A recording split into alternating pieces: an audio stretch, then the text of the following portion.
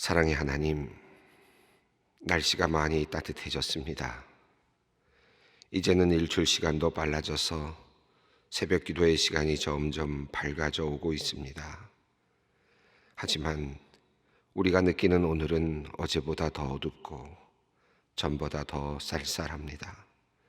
하나님, 오늘도 옷깃을 여미며 단단한 마음을 먹고 하루를 시작합니다. 오늘 우리가 해야 하는 많은 일들, 우리가 결정해야 하는 많은 것들이 우리의 마음을 무겁게 짓누르지 않게 하여 주시옵소서. 오늘도 모든 것을 전능하신 주님께 의탁합니다. 오늘 하루 우리의 손으로 하는 모든 일에 실수가 없게 하여 주시옵소서. 또한 우리가 오늘 걷는 모든 길 가운데 주님께서 함께 하여 주시옵소서. 하나님, 오늘 우리가 꼭 만나야 할 사람을 우리에게 보내어 주시옵소서. 우리가 보지 않아야 할 사람은 주님께서 막아 주시옵소서. 악한 자들, 포악한 사람들, 욕심으로 가득 차서 남의 것을 빼앗아 가려는 이들로부터 우리를 지켜 주시옵소서. 우리가 다가가야 할 어려운 이웃들, 착한 마음으로 살아가는 사람들, 하나님을 사랑하는 사람들에게 우리의 시선이 머물게 하여 주시고 그들과 함께 하려는 마음을 주시옵소서. 하나님, 오늘도 주님 앞에서 정직하기를 원합니다. 밝히 비추시는 주님의 빛 아래에 머물고 싶습니다. 내 자신의 불온한 생각도 그대로 드러나고 부족한 믿음도 그대로 드러나든, 그러나 하나님의 품 안에 머물며 참된 안식을 누리는 그런 오늘이 되었으면 좋겠습니다. 하나님, 우리는 언제나 부족합니다. 그러하오니 주님, 저의 손을 잡아주시어서 저를 악의 구덩이에서, 염려의 고통에서, 욕망의 굴레에서 건져내 살려주시옵소서. 하나님, 미혹의 영이 활개를 치며 이 세상을 지배하는 듯 보입니다. 얼마 전 신천지 이단에 빠진 사람들의 숫자가 20여만 명이 넘는다고 하더니 이제는 어린 아이들을 잡아 폭력을 행사하고 성적 놀이개로 삼은 사람들의 숫자가 또한 20여만 명이 넘는다고 하니 참으로 우리가 무슨 생각으로 살아가고 있는지 다시 묻게 됩니다. 남들이 한다고 따라 나선 길, 모두가 하니까 정상적인 것처럼 보이는 길, 그러나 그 길은 파멸의 길이며 죽음의 길이며 저주의 길이었음을 이제야 다시 또 깨닫습니다. 하나님, 우리의 가는 길이 이 같은 파멸의 길이 되지 않게 하여 주시옵소서. 미혹하는 영의 이끌림은 우리의 욕심과 욕망 때문이오니 주님, 우리가 이러한 죄의 힘에서 풀려나도록 은혜를 베풀어 주시옵소서. 하나님, 코로나19로 인하여 많은 환자들이 고통스럽고 외로운 치료의 과정 가운데 있습니다. 두려운 마음 제하여 주시고 참 평안을 내려 주시옵소서. 병원에서 감염병의 치료를 받고 있는 우리 권사님과 남편 되는 집사님을 지켜주시고 속히 회복시켜 주시옵소서. 무엇보다 환자들을 고치기 위해 일선에서 목숨을 걸고 수고하는 의료진들을 위해 기도합니다. 의사로, 간호사로, 또한 간호보조사로, 또한 직원으로, 공무원으로, 구조대원으로, 약사로 수고하며 환자들을 돌아보는 모든 분들의 건강을 지켜주시고 그들이 지치지 않도록 힘을 주시옵소서. 환자들을 사랑하는 마음과 인간을 존중히 여기는 마음이 옅어지지 않게 하여 주시고 그들이 소명감을 가지고 일할 때 보람을 얻게 하여 주시옵소서. 하나님, 코로나19 바이러스의 확산으로 인해 길을 잃은 이들을 위해 기도합니다. 외국에서 귀국하고자 하나 길이 막혀 당황하고 있는 우리 성도님들, 그의 자녀들, 유학생들이 있습니다. 그들이 바라는 대로 무사히 고국에 돌아올 수 있도록 인도하여 주시고 마음의 두려움이나 공포가 사라지게 하여 주시옵소서. 외국에서 귀국하여 2주간 격리 생활에 들어간 우리 성도님들, 자녀들에게 담대한 마음 주시고 잘 견디고 건강한 몸으로 집으로 돌아오게 하여 주시옵소서. 외국에 남아있기로 작정한 이들에게는 보호받을 만한 거처를 주님께서 마련하여 주시고 감염병이 지나갈 때까지 건강하게 지켜주시옵소서. 결혼하여 미국으로 가려던 중에 비자 업무가 중단되어 갈 길이 막막해진 성도가 있습니다. 하나님, 차분한 마음과 지혜를 주셔서 어려운 시간을 잘 견디며 길을 열어주시는 주님의 손길을 경험케 하여 주시옵소서. 하나님, 외국에서 감염병의 여파로 갑자기 일자리를 잃게 된 이들도 있습니다. 답답한 마음 위로하여 주시고 주님께서 다른 길을 속히 열어주셔서 실망하지 않고 주님을 의지하며 잘 견뎌내게 하여 주시옵소서. 하나님, 우리 성도님들의 간절한 기도가 있습니다. 암 치료 후에 모든 신체 기능이 약해져서 지금 힘들어하고 있는 언니를 위해 간절히 기도하는 성도님이 있습니다. 함께 일하던 동료가 갑자기 뇌출혈로 쓰러져 생사의 갈림길에 있어서 간절히 기도하는 성도님이 있습니다. 투석을 하던 중 의자에서 떨어져 갈비뼈를 다친 오빠를 위해 기도하는 성도님이 있습니다. 목에 있는 혹을 제거해야 하는 어머니를 위해 염려하며 기도하는 성도님이 있습니다. 대구에 사는 가족들의 건강을 생각하며 안타까운 마음으로 주님께 기도하는 성도님이 있습니다.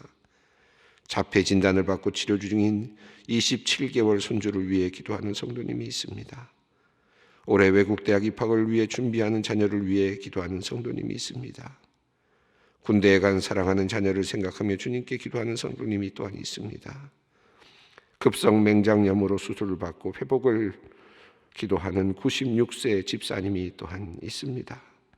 하나님, 이들의 간절한 기도 들어주시고 하나님의 살아계심과 우리를 인도하심을 경험케 하여 주시옵소서. 아버지 하나님, 교회 예배당 마당에는 어린아이들이 몰려와서 자전거를 타고 놀이를 하고 있습니다. 굳게 닫힌 예배당 문 앞에는 늘 기도하는 성도님들의 발길이 끊어지지 않고 있습니다. 하나님, 참으로 유한한 인생의 길을 가는 우리들입니다. 주님, 우리를 긍휼히 여기시고 바른 길, 안전한 길로 인도하여 주시옵소서. 이 나라를 위하여 기도합니다. 선거가 얼마 남지 않았습니다. 정말 이 나라를 지켜낼 일꾼들이 선거에서 당선되어 이 나라를 바르게 이끌어 갔으면 좋겠습니다. 하나님을 경외하며 나라의 미래를 깊이 생각하며 자신을 내어놓을 수 있는 참된 지도자들을 주님 국민의 대표로 보내어 주시옵소서. 오늘도 주님의 말씀 앞으로 나아갑니다. 주님께서 말씀하실 때 겸손히 듣게 하시고 마음에 새기게 하셔서 오늘도 주님의 능력 가운데 살게 하여 주시옵소서. 주 예수 그리스도의 이름으로 기도드리옵나이다. 아멘. 오늘 우리에게 주시는 말씀입니다. 창세기 23장 14절로 20절 말씀입니다. 창세기 23장 14절로 20절 말씀 우리가 함께 각자의 자리에서 공독하도록 하겠습니다. 에브론이 아브라함에게 대답하여 이르되 내 주여 내 말을 들으소서. 땅값은 은 400세겔이나 그것이 나와 당신 사이에 무슨 문제가 되리이까? 당신의 죽은 자를 장사하소서. 아브라함이 에브론의 말을 따라 에브론 헷족속이 듣는 데서 말한 대로 상인이 통용하는 은 400세겔을 달아 에브론에게 주었더니 마므레 앞 막벨라에 있는 에브론의 밭 곧 그 밭과 거기에 속한 굴과 그 밭과 그 주위에 둘린 모든 나무가 성문에 들어온 모든 헷족속이 보는 데서 아브라함의 소유로 확정된지라. 그 후에 아브라함이 그 아내 사라를 가나안 땅 마므레 앞 막벨라 밭 굴에 장사하였더라. 마므레는 곧 헤브론이라. 이와 같이 그 밭과 거기 속한 굴이 헷족소로부터 아브라함이 매장할 소유지로 확정되었더라. 아멘. 어제에 이어서 우리가 지금 아브라함이 사라를 위해서 막벨라의 굴을 지금 매입하는 장면을 우리가 지금 살펴보고 있습니다. 어제와 함께 연결돼서 우리가 이해를 해야 되는데 지금 막 한참 이야기가 진행이 되고 있는 중에 지난 시간에 이제 이야기가 끊어졌습니다. 지금 아브라함이 자기 자신이 사고 싶은 땅을 지명하고 또 그 에브론의 땅이었는데 그 땅을 지목받은 에브론이 굴뿐만 아니라 밭도 사라 이렇게 이제 제안을 하게 되고 그리고 나서 이제 이어지는 내용입니다. 에브론이 아브라함에게 대답하는데 14절 한번 읽어보겠습니다. 에브론이 아브라함에게 대답하여 이르되 15절입니다. 내 주여 내 말을 들으소서. 땅값은 은 400세겔이나 그것이 나와 당신 사이에 무슨 문제가 되리이까. 당신의 죽은 자를 장사하소서. 참 멋진 수사죠. 멋진 말입니다. 공짜로 줄 계획은 없는 것 같습니다만은 그러나 이렇게 표현이 멋지게 표현이 되어 있습니다. 땅값이 무슨 나와 당신 사이에 무슨 그런 문제가 되겠습니까? 라고 하면서 땅값에 대한 그 액수를 지금 이제 이야기했습니다. 그리고는 당신의 죽은 자를 장사하소서. 이것은 11절에도 나왔는데 뭐 어떤 조건 상관없이 당신의 그 죽은 자를 장사하라라고 하는 아주 단호한 결의를 보여주고 있습니다. 은 400세겔이 많은가 적은가 뭐 이렇게 여러 논란들이 많이 있는데 뭐 그 당시의 화폐를 환산해 볼 수도 없고 여러 가지 그 비교하기가 어려운 부분이 있습니다만은 그 조금 많은 것 같기도 합니다. 왜냐하면 예레미야서 32장 9절 그러니까 후대죠. 후대에 예레미야가 아나도트에 있는 밭을 사는데 그 예레미야 32장에 보면은 그 밭의 그 값이 은 17세겔로 되어 있습니다. 그러니까 물론 이것은 이제 굉장히 빈궁하게 되어서 파산 지경에 이른 땅을 사는 것이기 때문에 좀 싸게 사겠는 것인지 모르겠습니다만은 은 17세겔로 이렇게 표기가 되어 있거든요. 그리고 사무엘하 24장을 보면 다윗이 성전 부지를 사게 되는 장면이 나오는데 그게 50세겔로 이렇게 표기가 되어 있습니다. 그러니까 은 400세겔이면 굉장히 많은 것처럼 보여요. 어느 정도 양인지 모르겠습니다. 대략 은으로 하는 이게 무게로 지금 다는 것을 의미하는데 여기서 말하는 것은 약 한 46kg, 45kg 이상 되는 그런 무게라고 합니다. 은 45kg. 지금 환산하면 어느 정도 되는지 제가 계산은 안 해봤습니다만은 그 정도의 그 가치를 좀 달라라고 이야기를 했고 아브라함은 두말하지 않고 어떤 그 값을 치르더라도 사실은 이것을 지금 사겠다는 의지를 보여주고 있습니다. 근데 이제 앞에 보면 그냥 뜬금없이 나왔던 그 숫자가 하나 나왔는데 여러분 기억하실지 모르겠습니다. 20장 16절인데요. 아비멜렉이 그 사라를 데리고 갔다가 하나님께서 꿈에 나타나셔서 내가 죽는다라고 하는 또 그가 남편이 있는 아내이다. 여자다라고 하는 이야기를 들은 다음에 아비멜렉이 정중하게 그를 내보낼 때 사라를 내보낼 때 은 1000개 이렇게 되어 있는데 그 단위로 보면 그것도 세겔입니다. 그러니까 은 1000세겔이면 지금 여기서 400세겔이거든요. 그러니까 이미 사라가 이미 그 자기 자신의 장례를 준비했다라고도 할 수 있겠습니다. 그보다 더 많은 그런 그 비용을 준비해 놓았구나 하는 것을 알 수 있습니다. 그렇게 비해 보면 또 400세겔이 그다지 많은 것 같지도 않은 그런 생각이 들고 성경 중엔 또 6,000세겔을 주고 샀다 하는 그런 내용도 나오는 게 있으니까 이거 정확히 다 구별하기는 쉽지는 않습니다. 다만 어쨌든 아브라함은 그가 어떤 값을 요구하든지 살 의지를 갖고 있었고 그리고 전혀 이 문제를 가지고 뭐 흥정하거나 깎거나 또는 뭐 이것만 사겠다든지 그렇게 하지 않고 달라는 대로 다 지불을 합니다. 그 내용이 16절에 나오죠. 한번 읽어보겠습니다. 아브라함이 에브론의 말을 따라 에브론이 헷 족속이 듣는 데서 말한 대로 상인이 통용하는 은 400세겔을 달아 에브론에게 주었더니 여기 보면 제가 지난 시간에도 말씀드렸습니다만 이제 들었다, 듣고 들으소서 이런 말이 나와서 공적으로 지금 재판 어떤 하는 듯한 느낌 또는 거래가 지금 공적으로 이루어지는 그런 모습을 보여주고 있거든요. 그래서 이 즉시 이제 그 에브론이 화답을 하자마자 이제 아브라함은 그것을 이제 달아서 사람들 앞에서 달아서 지금 지불을 합니다. 그리고 이제 17절 이후의 내용입니다. 17절, 18절을 읽어보겠습니다. 마물의 앞 막벨라에 있는 에브론의 밭, 곧 그 밭과 거기 속한 굴과 그 밭과 그 주위에 둘린 모든 나무가 성문에 들어온 모든 핵족속이 보는 데서 아브라함의 소유로 확정된지라. 자, 드디어 모든 거래가 완성이 되었습니다.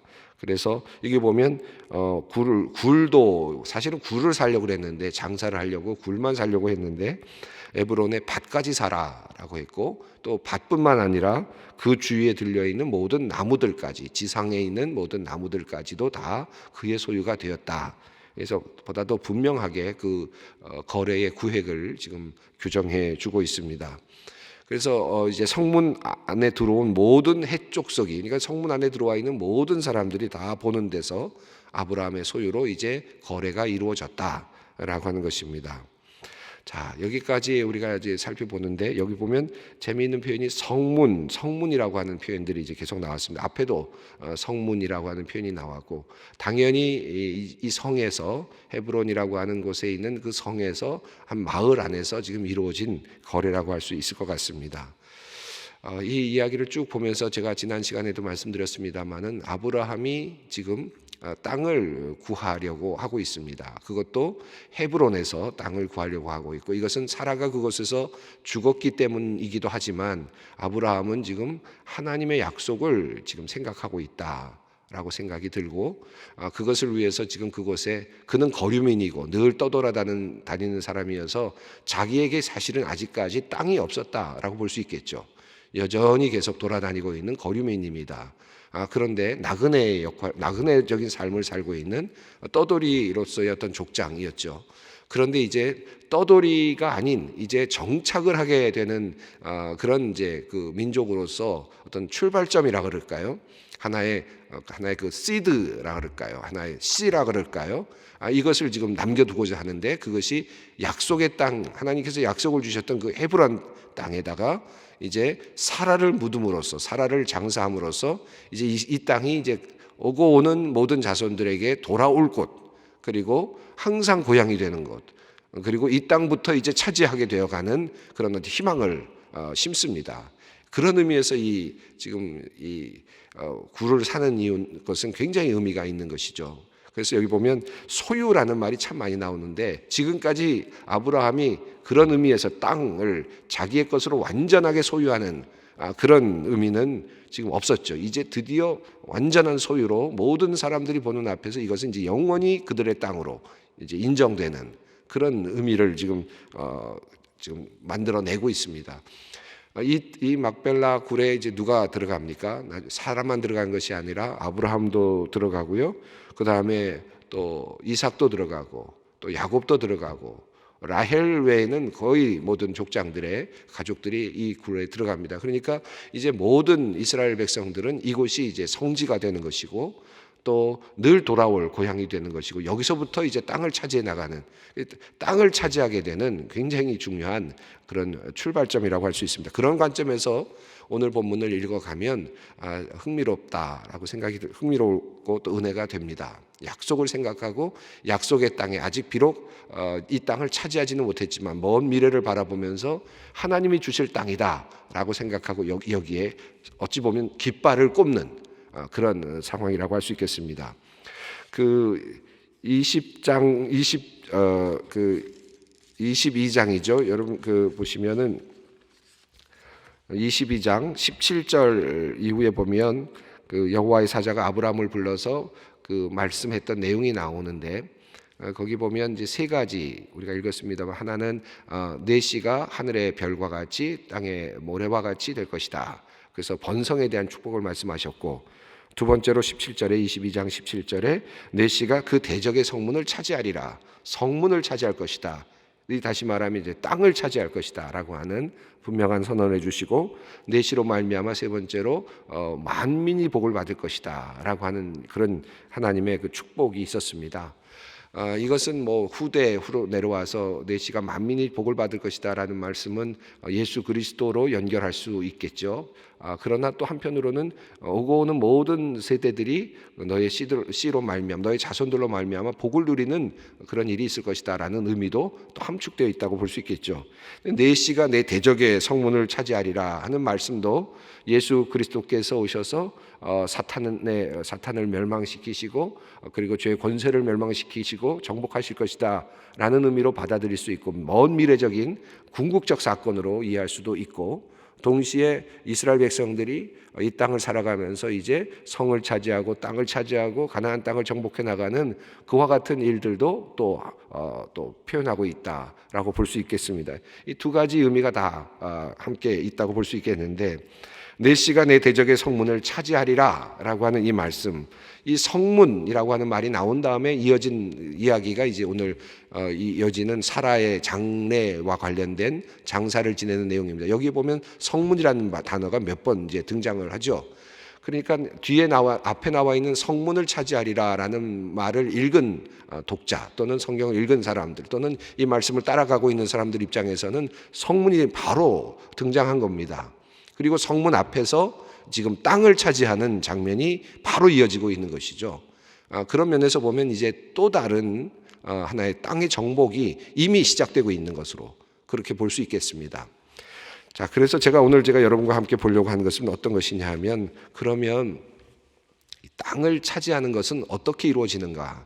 하나님께서 내가 이제 땅을 차지할 것이고 너의 자손들이 성문을 차지하리라 하는 이 말씀이 지금 주어졌는데, 그 첫 번째 케이스입니다. 물론 뒤에 보면 가나안을 이제 무력으로 정복하기도 하고 또 뭐 하나님의 능력으로 정복하기도 하고 여러 가지 땅을 정복해 나가는 과정이 있는데, 이 땅을 정복하는 첫 번째 케이스가 오늘 본문에 나왔다, 이렇게 보는 것도 매우 의미 있습니다.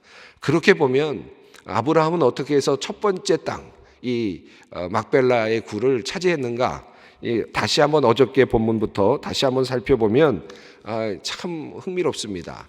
이 아브라함은 처음에 이 땅을 차지할 때 제일 먼저 우리가 주목해야 될 부분은 6절 말씀이죠. 앞에 한번 다시 가볼까요?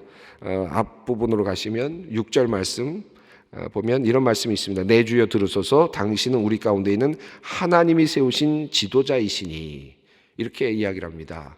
그러니까 그 지역 사회에서, 그 사회에서 그는 이미 존경을 받고 있었습니다. 하나님의 살아계심과 또 그의 인품, 이런 모든 것들이 이미 지도자로서 인정을 받고 있었다. 사람들 앞에서, 그 동네 사람들에게, 그 지역 사람들에게서 이미 충분히 존경을 받고 인정을 받고 있었다 하는 것을 우리가 먼저 알 수 있죠. 그 과정을 우리가 먼저 이해할 필요가 있겠습니다. 아브라함이 그 땅을 차지하게 되는, 막벨라의 굴을 이제 매입하게 되는 과정에서 얼마든지 그들이 아니오할 수 있었지만 그렇게 하지 않았던 이유는 아브라함을 이미 존경하고 있었고 아브라함에게 하나님께서 함께 하신다는 사실을 그들이 알고 있었습니다. 그러니까 그러한 존경심, 이것들이 결과적으로 그들의 땅을 내놓게 되는 하나의 굉장히 출발점이었다라고 볼 수 있겠습니다. 그 다음에 오늘 본문에서 쭉 계속해서 이어지는 것, 여러분이 나중에 한번 살펴보셨으면 좋겠는데 조금 한번 몇 가지만 보겠습니다. 그러니까 얼마나 정중하게, 얼마나 낮은 자세로 지금 접근하고 있는지를 살펴볼 수 있었으면 좋겠습니다. 보면 이제 3절, 4절에서 시신 앞에서 나가서 핵족속에게 말하는 장면이 나오는데, 4절을 보시면 이렇습니다. 나는 당신들 중에 나그네여 거류하는 자이니 라고 했습니다. 사실은 아브라함도 많은 부를 이루었고 큰 때를 이룬 이미 사람이었죠. 힘이 있는 하나의 그 부족이라고 할 수 있겠습니다. 그러나 그가 나그네로서 지금 그 땅에 거하는 거거든요. 아비멜렉이 그에게 네가 원하는 곳에 가서 살아라 라고 하는 허락을 해주었기 때문에 지금 살았던 것입니다. 그러나 이것이 굉장히 위험 요소가 많았기 때문에 아비멜렉은 또다시 찾아와서 계약을 맺자 라고까지 했죠. 그만큼 위협적인 존재였던 겁니다. 자, 그런데 아브라함은 이제 땅을 사겠다 그러면은 그게 그들에게는 어떤 느낌이 되겠습니까? 훨씬 더 위협적이었겠죠. 이 땅까지 사겠다 하고 또 묘지까지 사겠다고 하면 이제 이 사람들은 이제 여기 눌러 앉겠구나 하는 위협이 느껴지지 않겠습니까? 이 아브라함 입장에서는 이게 굉장히 중요한 출발점이지만 땅을 내주는 사람 입장에서 보면 이 사람들이 여기에 이제 묘지를 세우면은 이 사람들은 여기 떠나지 않겠다는 의지구나 하는 그런 두려움이 있었을 거예요. 그런데 이들은 이야기합니다. 첫 번째, 나는 나그네요. 그리고 거류하는 자다. 자기 자신을 아주 낮추지요. 그리고 사람들로부터 의심을 또는 그 경계심을 풀고 있습니다. 이렇게 낮은 자세로 지금 다가가고 있습니다. 낮게 자기 자신을 설명합니다. 그러면서 뭐라고 말하느냐 하면 당신들 중에서 내게 매장할 소유지를 나에게 달라. 매장할 소유지 하나를 달라라고 이렇게 이야기를 합니다. 목적이 분명하고 그리고 매장할 소유지를 나에게 달라고 이렇게 이야기합니다. 근데 여기 보면 재미있게도 4절에 소유지라는 말이 나오는데 이건 굉장히 중요한 표현이죠. 땅의 주인이 되는 그 권한. 근데 그 당신들이 갖고 있는 권한 중에 일부를 나에게 달라라고 이야기를 합니다. 해족속이 거기에 대해서 당신은 우리 가운데 있는 하나님이 세우신 지도자입니다. 그 사람의 어떤 역량이나 또는 평가를 그들이 충분히 이해하고 있고 그래서 그것을 지금 표현을 했습니다. 그러자 7절을 보시면 아브라함이 어떻게 했는지 보십시오. 아브라함이 일어나서 그 땅 해족속을 향하여 몸을 굽혔다라고 했어요. 낮은 자세로 몸을 굽혔습니다. 그리고 나서 그들에게 말을 합니다. 그리고 이야기하기를 8절을 보면 당신들의 뜻일진데 이 당신들의 그래서 이 계약을 이루면서 지금 이제 그 이야기를 듣고 이제 또 이야기를 하는 것이죠. 소할의 아들 에브론에게 구하여 에브론을 직접 거명하지 않고 직접 이야기하지 않고 소할의 아들 에브론에게 구하여 당신들이 옆에서 좀 도와주십시오라고 그렇게 이야기를 하는 거죠. 에브론에게 직접 당신이 팔겠느냐 나한테 주겠느냐라고 하지 않고 여러분 에브론이 지금 거기 앉아 있거든요. 그럼에도 불구하고 에브론에게 여러분들이 좀 이야기를 좀 해주세요. 그래서 그분이 나에게 땅을 팔 수 있도록 좀 도와주십시오 라고 또 협조를 구하고 있습니다. 그래서 9절을 보면 그의 밭머리에 있는 그의 막벨라 굴을 내게 주도록 하되라고 했습니다. 사실 굴만 사는 것보다 아브라함 입장에서는 땅도 함께 사는 것이 훨씬 더 좋았겠죠. 그래야 하나의 출발점이 되는 것이고 고향이 될 수 있으니까. 그런데 굴만 얘기합니다. 더 줄인 거죠. 사실은 에브론이 더 많은 것을 사실은 너그럽게 내놓았다라고 보는 것이 더 맞을 것 같습니다. 그래서 에브론이 10절에서 바로 해족속 중에 앉아 있다가 이야기를 합니다. 성문에 들어오는 모든 자가 듣는 데서 여기도 이제 성문이 또 나옵니다. 성문 앞에 나왔던 성문을 차지하리라 라고 하는 말씀과 연결해서 생각해 본다면 이제 성문에 들어오는 모든 자들이 듣는 데서 아브라함에게 이야기를 합니다. 스스로 땅을 내놓는 겁니다. 물론 파는 것이지만 그러면서 이야기를 합니다. 11절 내 주여 그리 마시고 내 말을 들으소서. 그것도 드리고 또 밭도 드리겠습니다. 그러니 죽은 자를 장사하소서. 너그럽게 이야기를 합니다. 그때 12절을 보시면 또 아브라함이 이에 그 땅의 백성 앞에서 몸을 굽히고 다시 몸을 굽힙니다. 아주 철저하게 낮은 모습으로 지금 땅을 구하고 있는 모습을 볼 수 있습니다. 그리고 또 이야기하기를 그 밭의 값을 내가 주겠다라고 사람들 앞에서 선언을 하죠. 오늘 본문은 계속해서 이어지면서 또 400세겔, 은 400세겔을 달라 이렇게 은 400세겔에 대한 가치가 나오자 바로 그것을 이제 지불을 하는 것을 보게 됩니다. 이런 과정을 통해서 이제 아브라함이 막벨라의 굴을 구입하고 있는 것을 볼 수 있습니다. 우리가 뭐 다양하게 오늘 본문을 이해할 수 있겠습니다만은 약속의 땅을 차지하는 지금 아브라함의 첫 번째 발걸음 이런 주제를 제가 가지고 제목을 붙인다면 오늘 본문을 한번 여러분들 다시 보시면 좋을 것 같습니다. 우리가 땅을 차지하는 방법은 여러 가지가 있을 수 있습니다. 첫 번째는 정복하는 방법도 있고 힘으로 누르는 방법도 있고 그러죠. 다양한 방법이 있을 수 있는데 지금 아브라함의 첫 번째 땅을 차지하는 방법은 타협과 자신의 쌓아온 인격과 인품과 성품 또는 명성과 이 모든 것들을 가지고 가장 낮은 자세로 자신의 하나님께서 주실 그 땅의 첫 번째 땅에 지금 땅을 일부를 지금 차지하고 이것이 출발점이 되는 것입니다. 우리가 사업을 하는 분도 마찬가지고 우리가 살아가면서 여러 가지 그 땅이 무엇인지 각자에게는 좀 더 다를 수 있겠습니다만은 오늘 아브라함이 땅을 차지하는 이 장면을 깊이 생각하면서 이것을 여러분의 삶 속에 한번 적용해 볼 수 있었으면 좋겠습니다. 다 함께 우리 기도의 자리로 나아가도록 하겠습니다. 하늘에 계신 우리 아버지의 이름을 거룩하게 하시며 아버지의 나라가 오게 하시며 아버지의 뜻이 하늘에서와 같이 땅에서도 이루어지게 하소서. 오늘 우리에게 일용할 양식을 주시고 우리가 우리에게 잘못한 사람을 용서하여 준 것 같이 우리 죄를 용서하여 주시고 우리를 시험에 빠지지 않게 하시고 악에서 구하소서. 나라와 권능과 영광이 영원히 아버지의 것입니다. 아멘.